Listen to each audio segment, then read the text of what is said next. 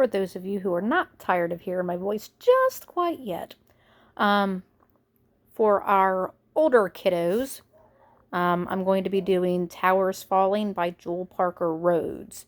This will be read through my Kindle, so sorry that you don't get to see the awesomeness of me flipping pages and everything else. I'm sure you'll live.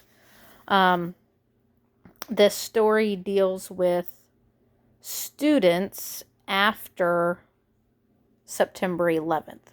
So it's always a good idea to start looking up what were the events that surrounded that and what's the background of this book. But I would recommend you doing that with an adult, especially so if you have questions and everything else that they can help. So, Towers Falling. This is chapter 1, New School. Pop groans. He's having bad dreams again. I hear Ma trying to comfort him. My little sister Lita squirms. I whisper, "Hush, sleep," and tuck the sheet beneath her chin. We share a bed. She turns on her side. Her feet kick my knees. On the floor, Raymond's arm clutches his pillow. He sleeps through anything. I never do. Even when we weren't living in one room, I heard Pop's nightmare groans, heard him and Ma arguing about money, arguing he needed to get a job. Pop did not get a job. Ma's waitress job barely covers food. We ended up here. Avalon Family Residence. It sounds nice, but it's not. Peeling paint, cockroaches, and no water, refrigerator, or stove in our tiny room. We're squeezed together like rats. 5 people in a room instead of 1 or 2. No sense complaining, Ma always says, but it makes me want to burst, hit, break something. I'm the oldest. I've got to be responsible, and I hate it. I've got to get Raymond and Lita ready for daycare and watch them afterward. Pop doesn't do anything.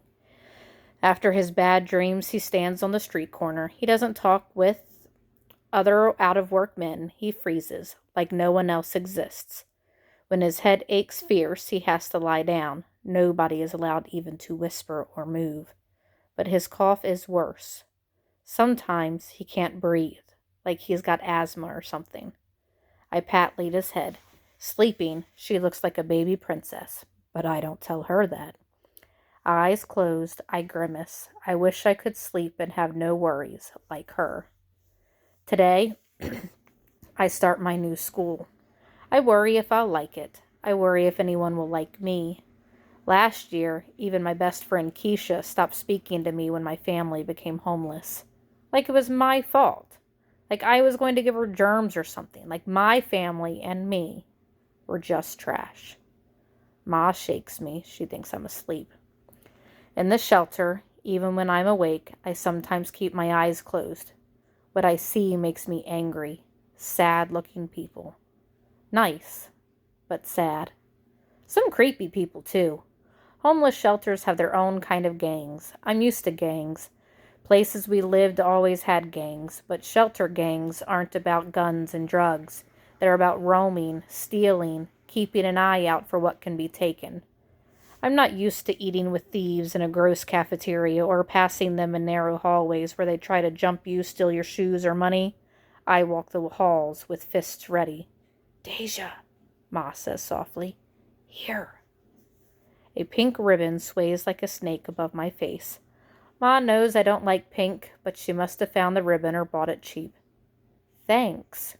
You get ready now. I'll take Ray and Lita to daycare. You'll be late for work. It's better than you being late for your first day of school." She doesn't smile. I don't remember the last time Ma smiled.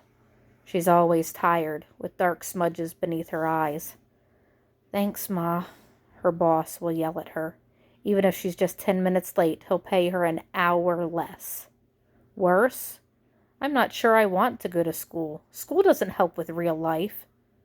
Double worse. Pop should get up, but he doesn't. He tosses and turns and tangles the sheets. Pop's never any help. With Ma at work, I'm the one to tell Ray and Lita there's no money for ice cream when the Mr. Softy truck chimes. No clothes without patches, no Nickelodeon. Our TV was sold months ago.